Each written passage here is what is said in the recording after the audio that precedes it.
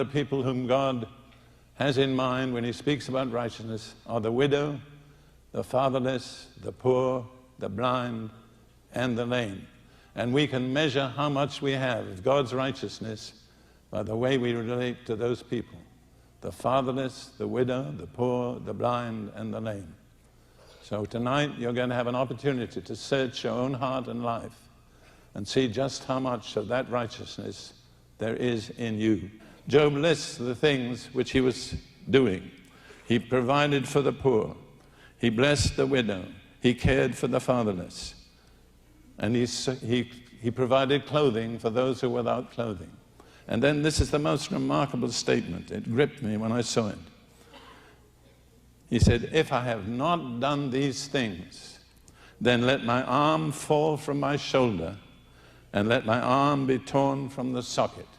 If I understand it, Job is saying, if my arm and my hand have not been continually engaged in these acts of love and mercy and provision for those who need it, then it has no right to a place in my body.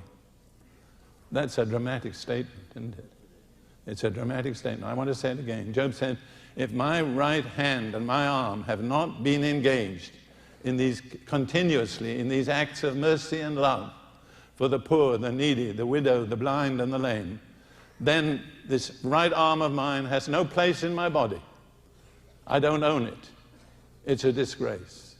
That's strong language, but it's the truth. So if you want the blessing of the Lord, you've got to care for the widow, the poor, and the fatherless. And when you celebrate the abundance that I give you, don't leave them out.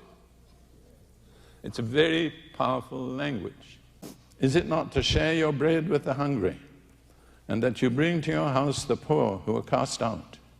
When you see the naked, that you cover him, and not hide yourself from your own flesh. I want to say, do something, somebody. Please do something.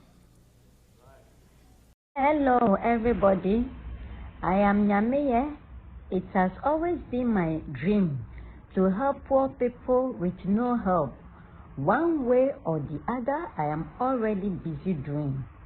But I want to extend this help to children without parents, disability caused by accidents or from death, widows with or without children, smart children without help to further their education or going to technical training.